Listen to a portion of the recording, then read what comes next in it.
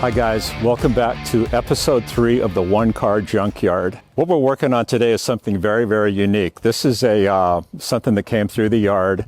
It's a 98 Mitsubishi Evo or Evolution. It's a JDM car. It's a Japanese domestic market car. And since it's just turned 25 years old, these things can be imported to the U.S. Unfortunately, this thing wasn't in the U.S. very long, and then it wound up here. So let's walk around it. It looks like this thing was punched pretty hard in the back, okay? It caved in the whole quarter panel. It buckled the floor. And then it got pushed into something pretty stationary. Then it looks like the fire department came and cut the roof off of it and got the people out of it. I don't see any hazmat stickers or anything, but I'm relatively sure people were okay on this one. What I'm noticing is there's a lot of really, really unique things about this car.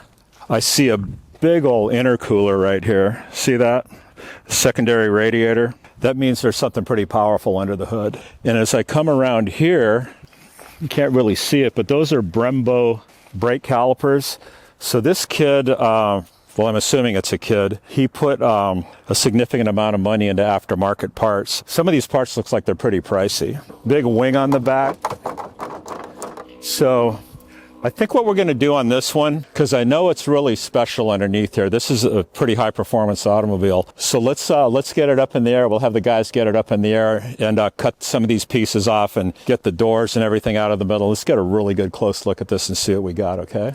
So this is a very interesting car, and I'm an old American car guy, but I know there's some JDM guys out here that are going to get a real kick out of this one. So what do we got? I had to do some homework on this one because there's some things here that are kind of unique. This car was riding the streets of Japan, a year or two ago. But since it's older than 25 years, you can import these things to the U.S. They got to be older than 25. I think they're really cool. I think if I was a younger guy, I'd be into this other than Chevys right now. But I had to school myself on aftermarket parts that I've never seen before. Now, these things are called bride seats. They're kind of unique. They look like racing seats.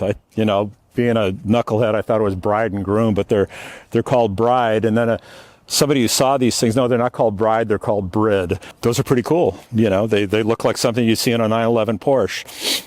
Okay, we'll keep walking around. These aftermarket Brembo calipers and these Voke racing wheels. And they got some really trick-looking lug nuts. So whoever owned this thing was really, he was into it. He was an enthusiast. Now we're going to look at the engine compartment. Wow, there's some really cool stuff here. Look at all the suspension braces, the body brace. Got a intercooled. There's a big old turbocharger down there. I think this is called a pop-off valve. Big old intake. So I bet you this thing scoots. Well, it did. 3 out of the 4 rims made it. So I would try to find another rim and maybe try to get a set. And then, of course, we're going to open up the door here, and got the other bridge seat, and it's right-hand drive. And it's Japanese domestic market. Pretty cool. What's the name of that? Called a personal steering wheel. A lot of cool little hot rod stuff on this one. And look at the big old exhaust. This is called an Evolution 5, it looks like.